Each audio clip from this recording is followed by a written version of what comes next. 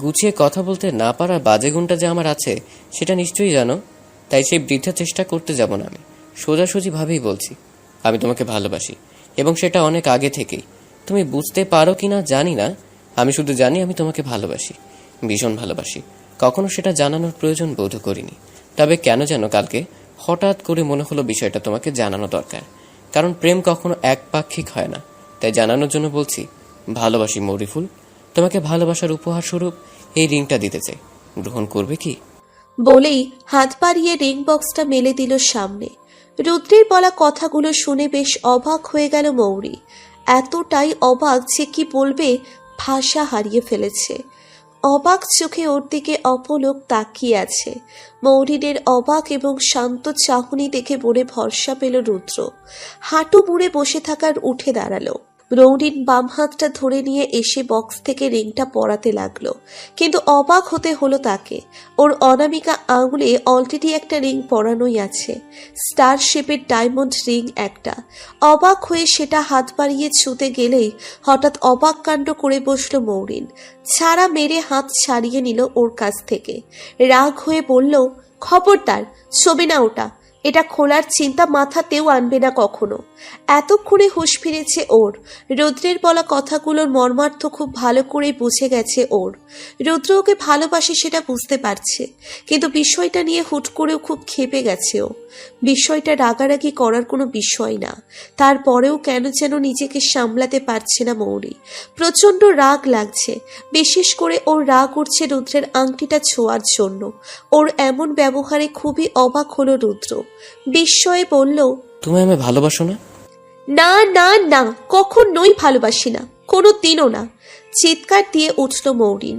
এবার অবাকের চরম পর্যায়ে পৌঁছে গেল রুদ্র। ও কখনোই ভাবেনি মৌরি ওকে। কেন ভালোবাসো না আমায়, সেটা বলবে? কারণ আমি সূর্যকে ভালোবাসি। সূর্যকে। শুনেছ তুমি? আমি সূর্যকে ভালোবাসি। I love him more than my life. বেশ জোরালো কণ্ঠেই জবাব দিল সে। ওর মুখে সূর্যের নামটা শুনে বেশ চমকালো রুদ্র। হাত থেকে পড়ে গেল রিংটা। অপলক দৃষ্টিতে তাকিয়ে আছে ওর চোখের দিকে। অবিশ্বাসের সুরে বলল, তুমি আমার সাথে মজা করছো তাই না? আমি কিন্তু একটু বিশ্বাস করিনি। তুমি বিশ্বাস করো আর নাই করো, এটা জেনে রাখো, আমি সূর্যকে ভালোবাসি, ভালোবাসি ওকে, আর ও আমায়। He promised me that he must come back and marry me. হঠাৎ করে কি যেন হয়ে গেল রুদ্রের। হতাশা আর বিস্ময় ছাড়িয়ে মনে এসে ভর করল তীব্র রাগ আর ঘৃণা। হিতাহিত জ্ঞান শূন্য হয়ে তেড়ে গেল মৌরিনের দিকে। দুহাতে ওর গলা চেপে ধরে ঠেলে নিয়ে গেল পেছনে। কয়েক পা পেছাতেই ধরাস করে পিঠে প্রচণ্ড বাড়ি খেল মৌরিন। বাড়িটা গিয়ে লেগেছে পিছনে থাকা একটা বড় শিরীষ গাছের সঙ্গে। এত জোরে লেগেছে যে মনে হচ্ছে মেরুদণ্ডটা বুঝি ভেঙেই গেল। তবুও কিছু বলতে পারছে না ও। তীব্র যন্ত্রণা হলেও মুখ দিয়ে টু শব্দ বেরোনোর জোর নেই। রুদ্র ভয়ঙ্কর রাগ নিয়ে ওর গলা চিপে ধরে বলল, মিথ্যে বলছিস তুই, মিথ্যে, সব মিথ্যে। তুই অন্য কারো হতে পারিস না, আর না পারিস অন্য কাউকে ভালোবাসতে। তুই শুধু আমার, শুধু আমার। আমি তোকে ভালোবাসি। সে ছোটবেলা থেকে তোকে চেয়ে এসেছি আমি, তোর সমস্ত আবদার বায়না মিটিয়েছি আমি। আর তুই সেই আমাকে ভালো না বেসে ভালোবাসবে কিনা ওই সূর্যকে? অসম্ভব। রাগে অন্ধ হয়ে গেছে রুদ্র। কি করছে কিছুই বুঝতে পারছে না। এদিকে দম বন্ধ হয়ে আসছে মৌরির। দুহাত দিয়ে চেষ্টা করছে নিচের গলা থেকে রুদ্রের দুহাত সরাতে, কিন্তু পারছে না। প্রায় শ্বাসরুদ্ধকর একটা অবস্থায় মরমর দশায় পৌঁছে গেছে সে। অতি কষ্টে ভেঙে ভেঙে উচ্চারণ করল, প্লিজ আমাকে ছাড়ো, লাগছে আমার।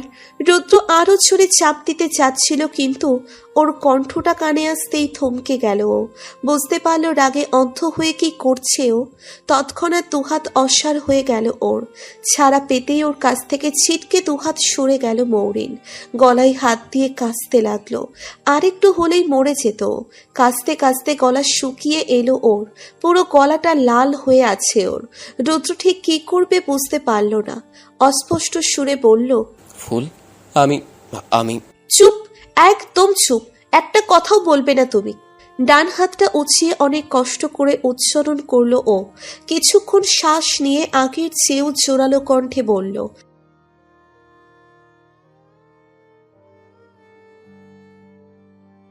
বলতে বলতেই আবারও কাশি উঠে গেল মৌরিনের। কথা বলতে গিয়ে গলায় চাপ পড়েছে, এক্ষুনি পানি খাওয়া দরকার।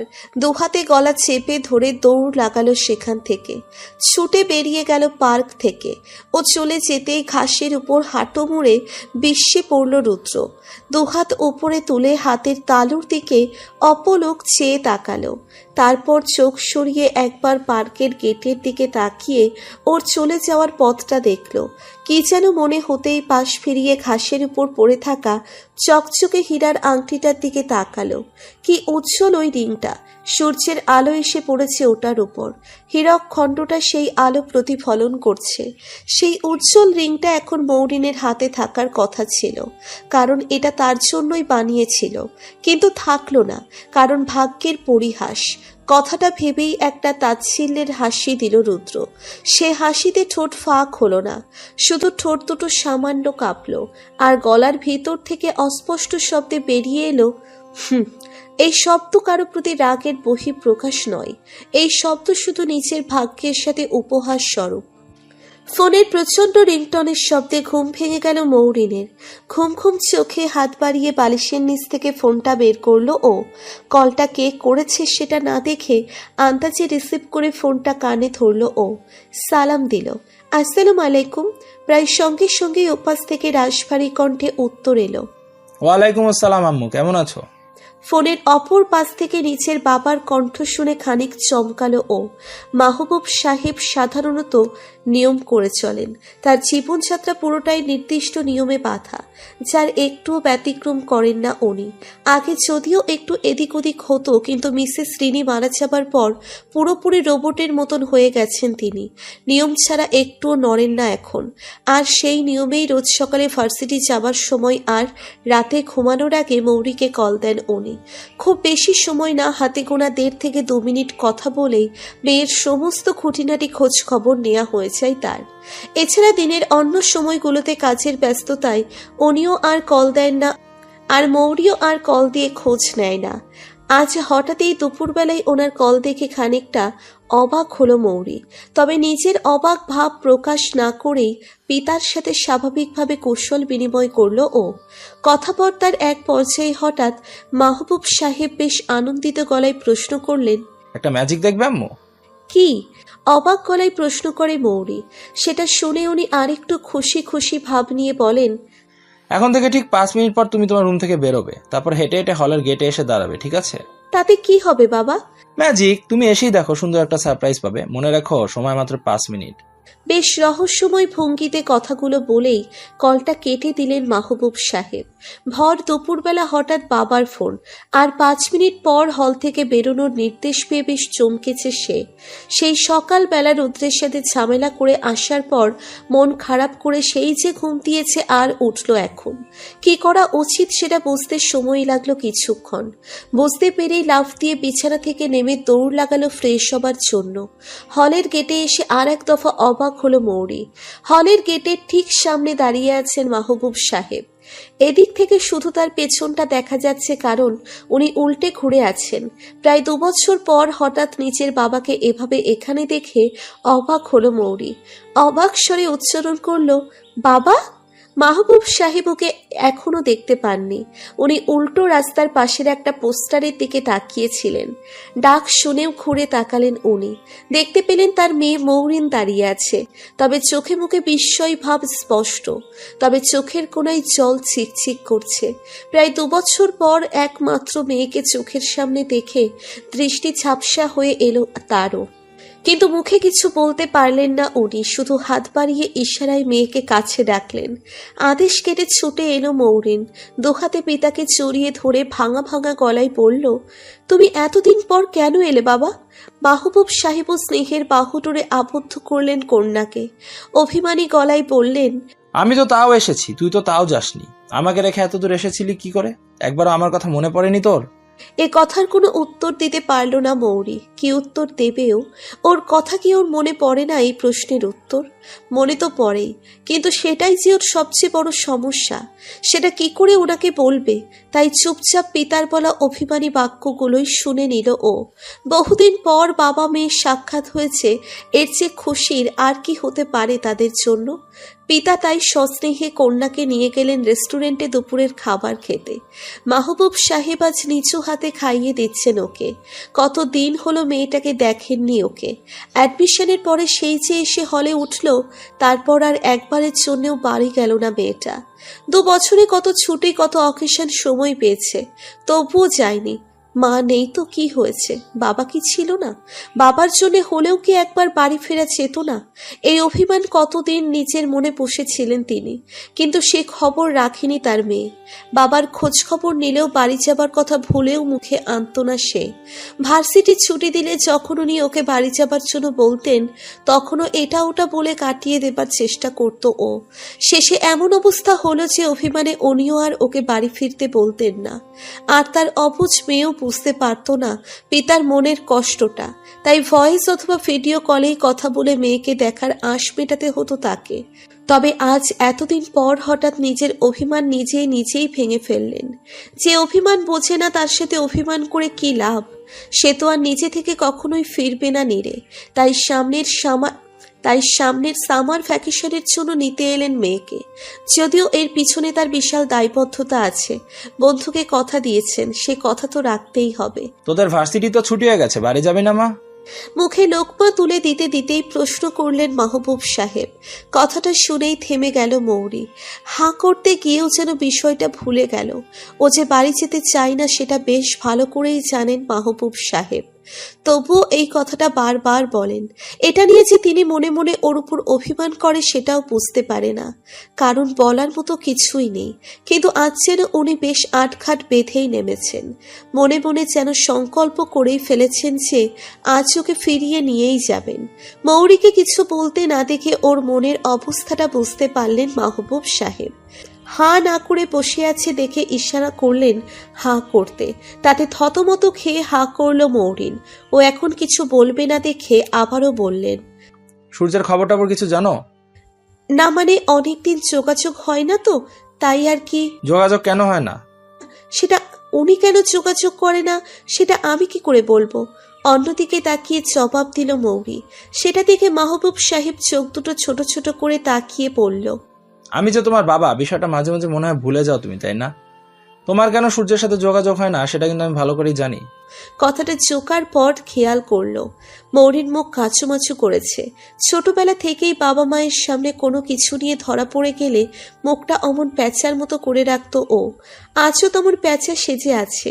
উনি কিছুক্ষণ থেমে বললেন, যাই হোক, মাহিরের কাছে শুনলাম সূর্য কাল ল্যান্ড করবে, অলরেডি প্লেনে উঠে গেছে ও। কথাটা শুনেই মাহবুব সাহেবের মুখের দিকে অবাক হয়ে তাকালো মৌরি। সূর্য ফিরছে সেটা শুনে এখন ঠিক কি রিয়াকশন দিতে হবে বুঝতে পারল না। শুধু ফ্যালফ্যাল করে তাকিয়ে থাকলো। এবারও বাড়ি যাবে না তুমি? বলেই উত্তরের আশায় মৌরিনের দিকে তাকালেন উনি। ও এখনো অবাক চোখে তাকিয়ে আছে। বেশ কিছুক্ষণ পার হয়ে যাবার পরও যখন কাঙ্ক্ষিত উত্তরটি পেলেন না তখন বললেন, তোমাকে একটা কথা জানানো উচিত মৌরি। তোমার অজান্তে আমি আর তোমার মা সূর্যের সাথে তোমার বিয়ে ঠিক করে রেখেছিলাম। এখানে আমার ইচ্ছার থেকে তোমার মায়ের ইচ্ছাকে বেশি প্রাধান্য দিয়েছিলাম আমি। সূর্যের ইউকে যাবার আগে বিষয়টা নিয়ে কথা হয়েছে আমাদের। সূর্য বিষয়টা জানে, তাই তোমার ওই উদ্ভট শর্তের বিপক্ষেও তোমাকে কিছু বলেনি। তবে তোমাকে এ ব্যাপারে কিছু জানানো হয়নি তোমার বয়সের কারণে। ওই বয়সেই তোমাকে এসব জানিয়ে তোমার উপর বাড়তি কোনো প্রেশার ফেলতে চাইনি আমরা। আমার এখন বয়স হয়েছে আর তোমারও বিয়ের বয়স হয়েছে। তোমার বাম হাতের ওই আংটিটাই তোমাদের এঙ্গেজমেন্টের আংটি। বিয়ের কথা পাকা করার জন্য এটাই দিয়েছিলেন অন্তরা ভাবি। কথাটা শুনেই নিচের বাম হাতের দিকে তাকালো মৌরিন।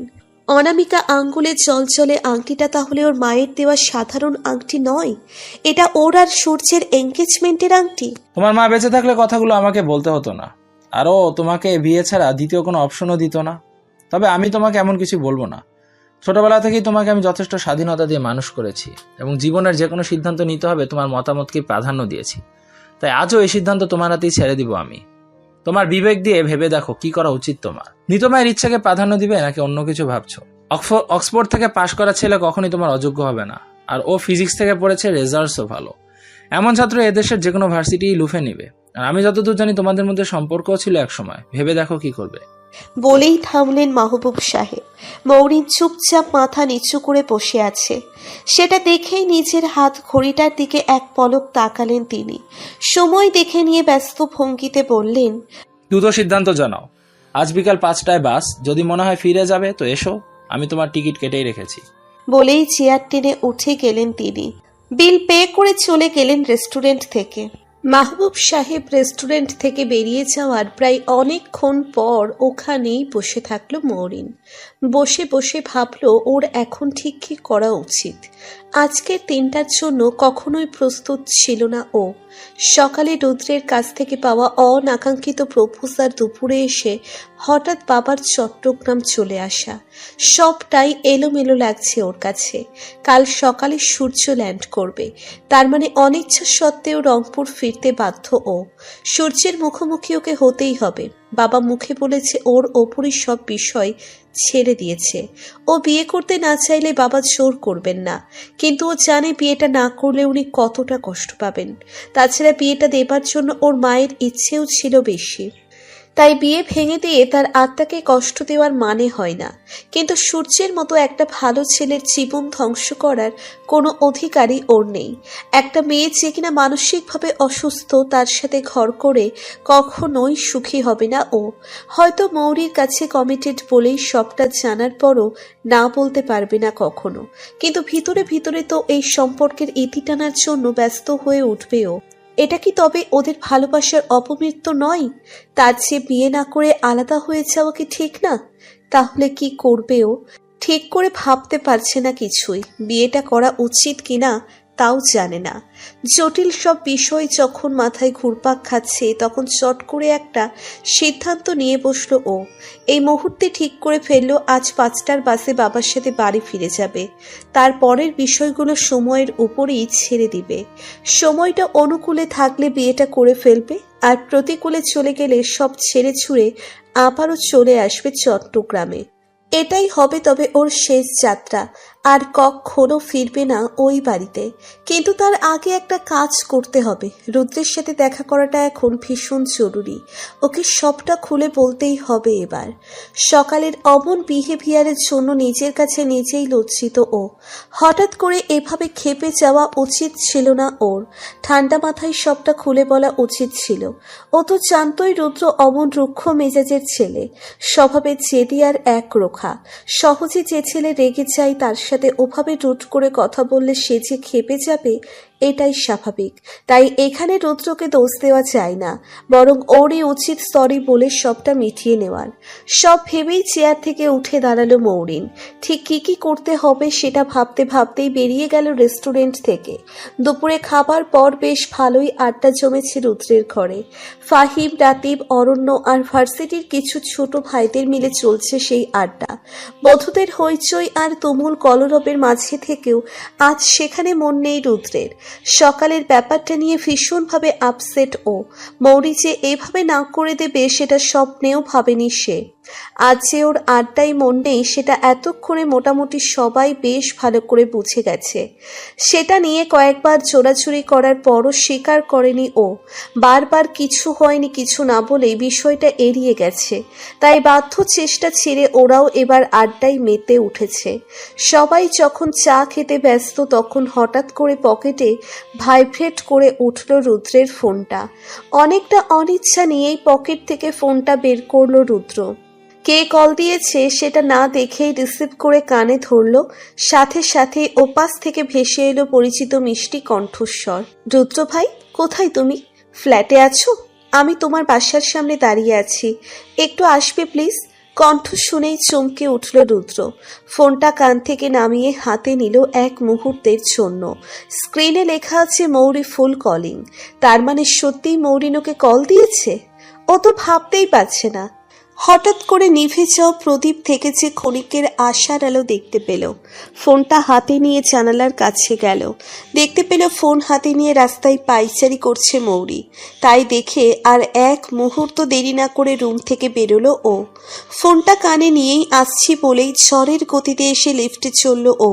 রুদ্রকে হঠাৎ এমন করে বেরিয়ে যেতে দেখে অবাক হলো বাকিরা। সন্দেহ নিয়ে ব্যালকনিতে উঠে গেল অরণ্য। নিচে মৌরিনকে দেখতে পেয়েই বুঝতে বুঝতে পেল রুদ্রের এভাবে চলে যাওয়ার কারণ। বন্ধুর সমস্যার সমাধান হয়ে যাবে ভেবে মুচকি হাসি দিয়ে ঘরে ঢুকলো ও। লিফট থেকে বেরোনোর পর নিজের উচ্ছ্বাসটা কমিয়ে ফেলল রুদ্র। চেহারার যথাসম্ভব একটা গম্ভীরতা নিয়ে হাজির হলো মৌরির সামনে। মেয়েটার মুখটা কেমন চিন্তিত লাগছে। ওকে আসতে দেখে নিজেই এগিয়ে গেল মৌরিন। উদ্বিগ্ন গলায় বলল, তোমার সাথে আমার জরুরি কথা আছে রুদ্র ভাই, তুমি কি একটু সময় দিতে পারবে? বাসা যাবে? ও কেমন উদ্বিগ্ন দেখে অবাক হলো রুদ্র। না না, বাসায় রাতিব ভাইরারা আছে, ওখানে হবে না, চলো না আমরা সামনে কোথাও বসি। মৌরির ব্যবহার দেখে মনে হচ্ছে না সকালের ব্যাপারটা এখনো মনে আছে ওর। সচরাচর যেমন কোনো বিপদ পড়লেই ছুটে আসে ওর কাছে, ঠিক তেমনি ভাবেই এসেছে ও। বিষয়টা ভেবেই অবাক হলো ও। তবে মাথা নাড়িয়ে সাই জানিয়ে হেঁটে চলল সামনের দিকে। পার্কের একটা বেঞ্চে পাশাপাশি বসে আছে রুদ্র আর মৌরি। বেশ খানিকক্ষণ পার হয়ে গেল এখানে ওরা এসেছে, তবুও দুজনে বেশ চুপচাপ, যেন নীরব প্রকৃতি অনুভব করছে বসে। নীরবতা ভেঙে মৌরিনী কথা বলল প্রথমে। বেশ মৃদুস্বরে বলল, সরি। সরি কেন? সকালের ঘটনার জন্য সরি। হঠাৎ করে রেগে যাওয়া উচিত হয়নি আমার। আসলে খুব উত্তেজিত হয়ে গিয়েছিলাম। আমার সমস্যাটার কথাও তো তুমি জানো। সরি। মৌরি মাথা নিচু করে বলতেই রুদ্র খুব ঠান্ডা আর শান্ত ভঙ্গিতে বলল, আমিও সরি, রাগের মাথায় এমন একটা কাণ্ড না করলেও পারতাম।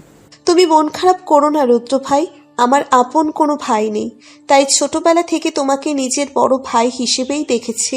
কোনো সমস্যায় পড়লে ছুটে যেতাম তোমার কাছে। স্কুলের ফাজিল ছেলেরা কিংবা রাস্তার বকাটে ছেলেদের উৎপাত থেকে সবসময় তুমিই বাঁচিয়েছ আমায়। নীরা ওর সূর্য ভাই চলে যাবার পর খুব একা হয়ে গিয়েছিলাম আমি। শেষে পর্যন্ত মায়ের মৃত্যুতে যেটুকু অস্তিত্ব ছিল নিজের, সেটাও হারাতে বসেছিলাম। বিদেশ বিভুঁইয়ে কেউ পাশে ছিল না আমার, শুধু জোনাস মেক নামে একজন ডাক্তার বন্ধুত্বের হাত বাড়িয়ে দিয়েছিলেন। তারপর আবার এই দেশে ফিরলাম। চেনা স্মৃতির দহন থেকে বাঁচতে পারি দিলাম অচেনায়। এখানে এসে কখনোই টিকতে পারতাম না আমি, যদি না তুমি পাশে থাকতে। রুদ্র ভাই, সত্যি আমি তোমার কাছে কৃতজ্ঞ।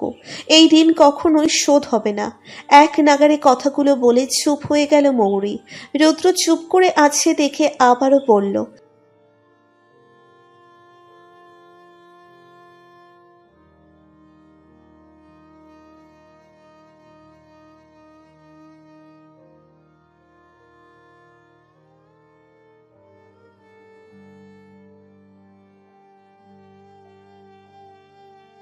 দোয়া করি ভালো থেকো তুমি।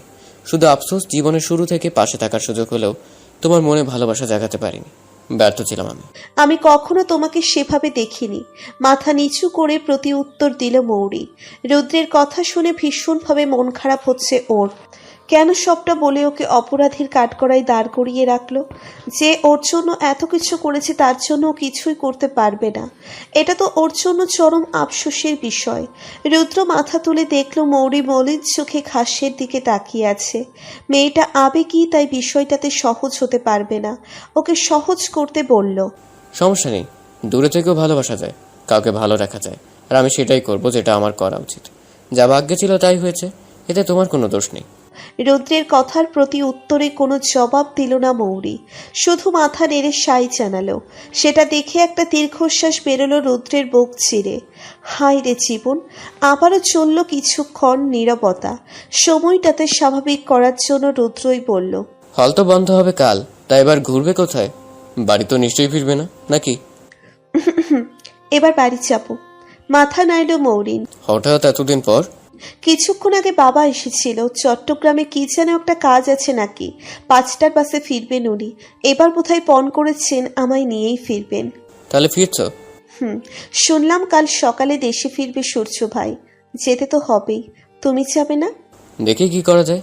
ফাহিম হঠাৎ রাতারগুল যেতে চাচ্ছে। ওরা সবাই রাজি হলে একবার ঘুরে আসবো, তারপর বাড়ি ফিরবো। ও বলেই ঘড়ির দিকে তাকালো মৌরিন। সময়টা দেখে নিয়ে বলল, থাকো তাহলে, হলে গিয়ে আবার প্যাকিং করতে হবে। বলেই উঠে চলে গেল মৌরিন।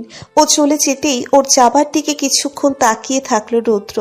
মনে মনে ভাবল, যা যেখানে যান, তার সেখানেই প্রাণ। শিকল দিয়ে বেঁধে রাখলেও তাকে আটকানো যাবে না। মৌরি যতই বাড়ি ফেরার জন্য না বলুক, সত্যিটা হলো ও বাড়ি ফিরতে চায়, অনেক বেশি করে চায়, কিন্তু ওর সমস্যাটার কারণে যেতে পারে না। ও মৌরিকে আটকালো না, ও চাইলেও জোর করতে পারত, কিন্তু তাতে লাভ হতো না, কারণ জোর করে ভালোবাসা হয় না। সকাল 10টা, ঝলমলে সোনালি রোদ পেরিয়ে রিকশাটা এসে ঢুকলো শান্তিধারা কলোনির গলির মোড়ে। রিকশাটাই একজন তরুণী আর একজন পৌর বসা। আজ বহুদিন পর এই এলাকায় এসেছে মৌরিন। সেই চিরচেনা গলির মোড়, এই তল্লাট। একটু দূর এগোতেই দেখা পেল কিছু পরিচিত মুখের। কয়েকটা চরকে গলির মধ্যেই ক্রিকেট খেলছে। ছেলেগুলোকে মৌরি বেশ চেনে। ও যখন ক্লাস 9-এ তখন ওরা 3-4 বছরের বাচ্চা। তবে ওদের গলির মধ্যে খেলতে দেখে অবাক হলো ও, কারণ ওর জানা মতে এই কলোনিতে বাচ্চাদের খেলার জন্য যথেষ্ট জায়গা আছে। দুটো বড় খোলা মাঠ ছিল। আরেকটু এগোতেই বুঝতে পারলো ওর এই ধারণাটা ভুল। ওর দেখে যাওয়া খোলা জায়গাগুলো অলরেডি প্লট আকারে বিক্রি করা হয়েছে এবং অনেকগুলো প্লটেই প্রায় 3-4 তলা বিল্ডিং তৈরি হয়েছে। এবার বেশ বুঝতে পারলো কেন ওরা গলিতে খেলছিল। খেলার মাঠ না থাকলে খেলবে কোথায়? অবশ্য 2 বছর আগে যখন এসেছিল তখনই 2-1টা বাড়ি বানানোর কল শুরু হয়েছিল। যাই হোক, নিজের বাড়ির সামনে এসে আরো অবাক হলো মৌরি। ওর সেই চিরচেনা বাড়িটা বেশ বদলে গেছে। সেই পরিচিত দোতলা বাড়িটা হয়ে আছে 6 তলা। সাথে সূর্যদের বাড়িটাও একই সমান করা হয়েছে। বাড়ি দুটোর চকচকে রং দেখেই বুঝলো নতুন রং করা হয়েছে। রাস্তার পাশে সূর্যের লাগানো সেই গাছগুলোও বেশ বড় হয়ে গেছে। সূর্যের আলোয় সেগুলোকে উজ্জ্বল আর প্রাণবন্ত দেখাচ্ছে। অবাক চোখে বাড়ি দুটোর দিকে তাকিয়ে থেকে রিকশা থেকে নামলো ও। গেটের সামনে আসতেই কিছু অপরিচিত মুখ নজরে এলো মৌরিনের। সূর্যদের বাড়ি থেকে বেরোচ্ছে একটা তরুণ দম্পতি, সাথে একটি বাচ্চা ছেলে। ওকে দেখে অবাক চোখে তাকালো ওরা। মৌরি বেশ বুঝতে পারলো এরা সূর্যদের বাড়ির ভাড়াটিয়া। আলম চাচা এসে গেট খুলতেই ভিতরে ঢুকলো ওরা। দেখতে পেল প্রাচীরের সাথে লাগানো সেই ছোট্ট আম গাছটাও বেশ বড় হয়ে গেছে। তার ডালে একটা দোলনা ঝোলানো, যেখানে বসে দোল খাচ্ছে একটা 4 বছরের বাচ্চা। ভীষণ কিউট একটা বাচ্চা মেয়ে। মাহবুব সাহেবের সাথে অপরিচিত একটা মেয়েকে বাসায় আসতে দেখে অবাক হলো মাইশারা। দোলনা থেকে নেমে এসে ওদের সামনে দাঁড়ালো। ভ্রু কুঁচকে মাহবুব সাহেবকে উদ্দেশ্য করে বলল, দাদুন, তোমার সাথে এই মেয়েটাকে? তারপর মৌরিনের দিকে তাকিয়ে বলল, এই মেয়ে, তুমি কে রে? এই বাড়িতে এসেছো কেন? প্রশ্নকর্তার প্রশ্ন ভঙ্গি দেখে বেশ হাসি পেল মৌরির।